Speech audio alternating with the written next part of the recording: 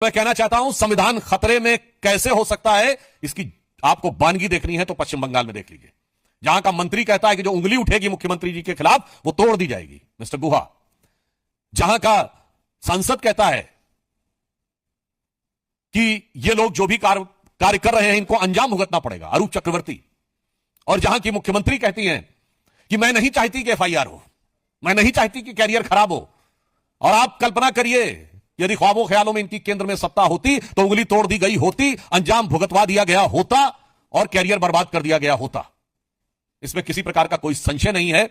यह कृत्य बहुत साफ दिख रहा है और कांग्रेस के ही नेता अधीर रंजन चौधरी जी तक बोल चुके हैं कि there is no democracy in Bengal.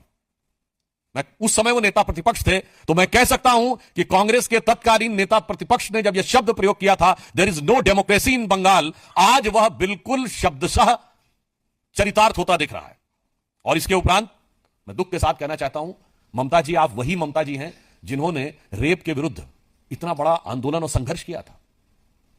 मैं देश को बताना चाहता हूं कि ममता बनर्जी जी जब हम लोगों के साथ थी अटल जी के सरकार के दौर में और बाद में, तो उन्होंने स्वयं यह बताया था कि पश्चिम बंगाल में कम्युनिस्ट सरकार की पुलिस ने उनके ऊपर इतने आघात किए थे कि उनको मृत समझ के वो लोग छोड़ गए थे।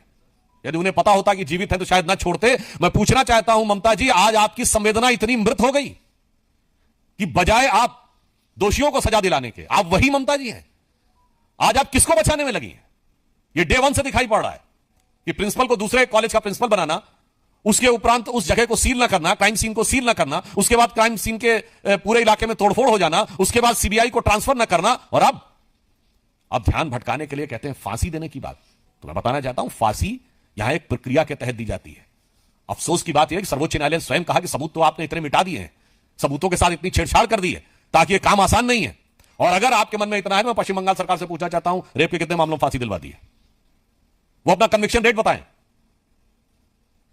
इससे बहुत साफ है कि जो कुछ पश्चिम बंगाल में हो रहा है वो मुझे लगता है एक पीड़िता के साथ होने वाले न्याय का मजाक और आघात ही नहीं है, संविधान की मूल भावना पर सबसे बड़ा आघात है।